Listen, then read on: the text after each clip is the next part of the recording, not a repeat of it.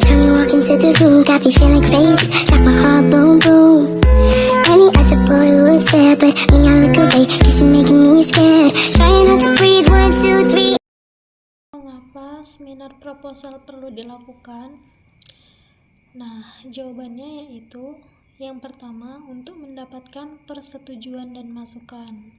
Sempro merupakan kesempatan bagi mahasiswa untuk mendapatkan persetujuan dan masukan dari dosen pembimbing dan dosen penguji. Yang kedua itu ada mengidentifikasi masalah. Nah, Sempro dapat membantu mahasiswa mengidentifikasi potensi masalah atau kendala yang mungkin dihadapi dalam penelitian. Yang ketiga yaitu melatih kemampuan presentasi. Sempro dapat melatih mahasiswa untuk menyampaikan ide dengan jelas, menjawab pertanyaan secara kritis, dan berinteraksi dengan audiens akademik. Selanjutnya yaitu mendorong diskusi ilmiah. Seminar proposal dapat mendorong diskusi ilmiah di kalangan mahasiswa dan dosen, sehingga dapat memperkaya penelitian mahasiswa. Selanjutnya ada menentukan kelanjutan penelitian. Hasil dari seminar proposal dapat menentukan apakah mahasiswa dapat melanjutkan penelitian sesuai rencana atau perlu melakukan revisi. Nah, selanjutnya yaitu meminimalisir kesalahan. Sempro dapat membantu mahasiswa meminimalisir kesalahan dalam menentukan metodologi penelitian. Adapun tujuan seminar proposal yaitu menguji kelayakan proposal atau seminar proposal memberikan kesempatan bagi mahasiswa untuk mempresentasikan rencana penelitian mereka di hadapan dosen dan rekan mahasiswa. Tujuannya adalah untuk mengevaluasi apakah topik, metode, dan kerangka penelitian yang diusulkan layak untuk dilanjutkan. Kedua yaitu agar seminar proposal berlangsung dengan baik, apa yang harus dilakukan? Nah, jawabannya yaitu untuk membuat seminar proposal berlangsung dengan baik, Anda dapat melakukan beberapa hal berikut. Yang pertama, memahami materi proposal. Pastikan kamu memahami materi yang akan disampaikan, termasuk urgensi penelitian dan masalah yang diangkat. Kedua, persiapan presentasi. Buatlah presentasi yang ringkas, jelas, dan menarik dengan slide-slide yang sederhana tapi efektif. Selanjutnya yaitu ada latihan presentasi. Latihan presentasi secara rutin untuk menguasai materi dan mendapatkan kesan pertama yang baik.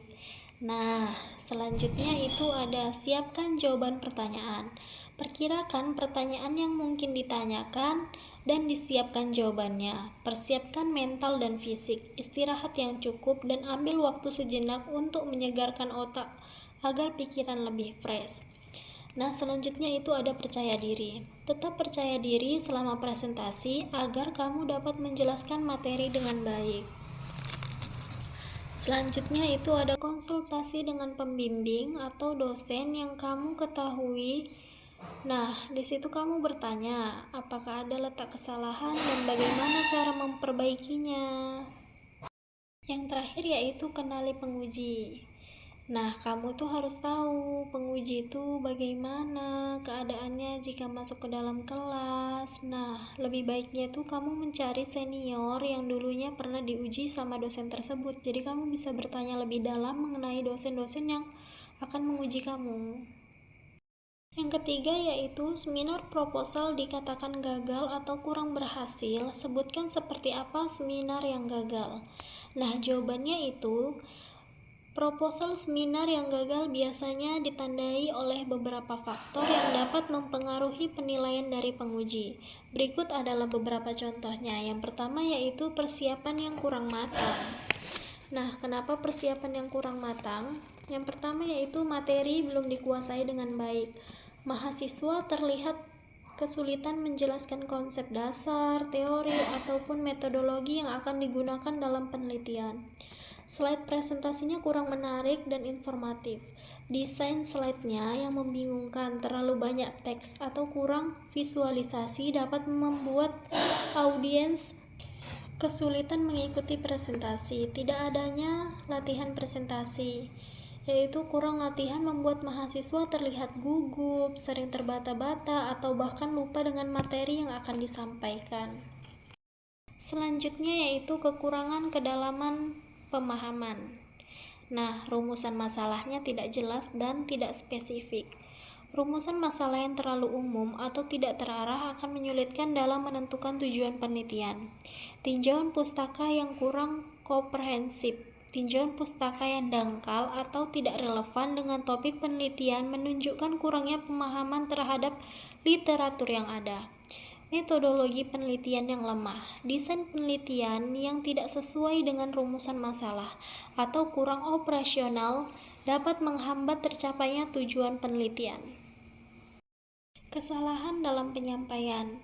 Tidak mampu menjawab pertanyaan, mahasiswa kesulitan menjawab pertanyaan dari dosen penguji atau audiens, menunjukkan kurangnya pemahaman terhadap materi yang dipresentasikan, bahasa yang kurang baku atau tidak jelas, penggunaan bahasa yang tidak sesuai dengan kaidah ilmiah, atau kalimat yang berbelit-belit dapat membuat audiens kesulitan memahami maksud yang disampaikan.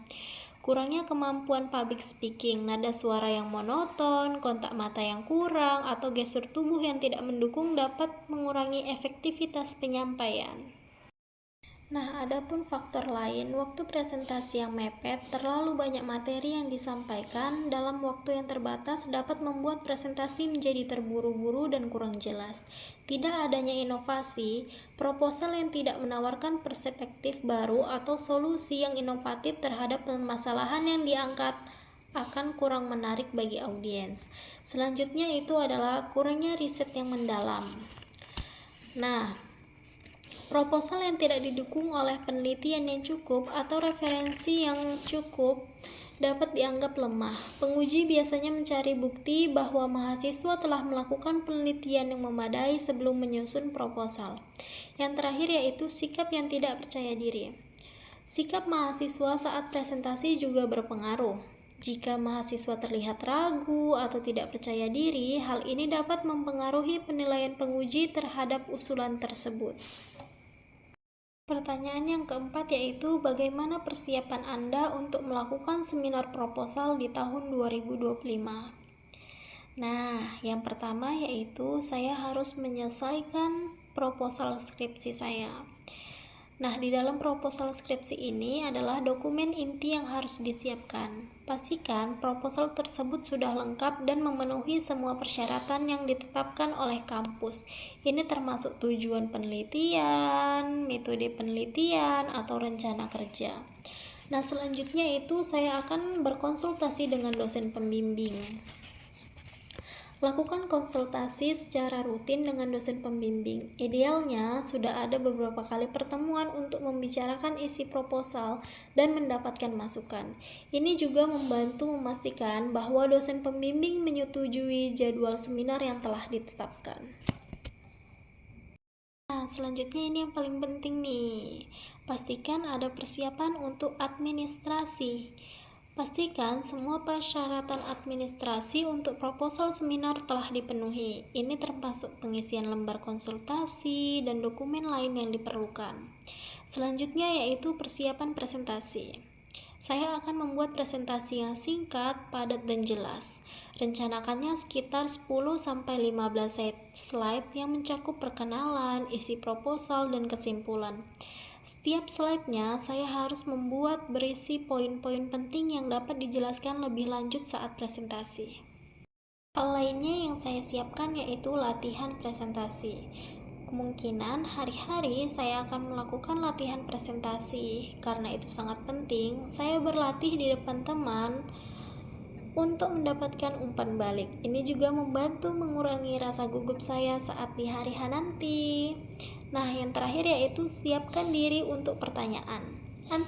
Antisipasi pertanyaan yang mungkin diajukan oleh dosen atau audiens.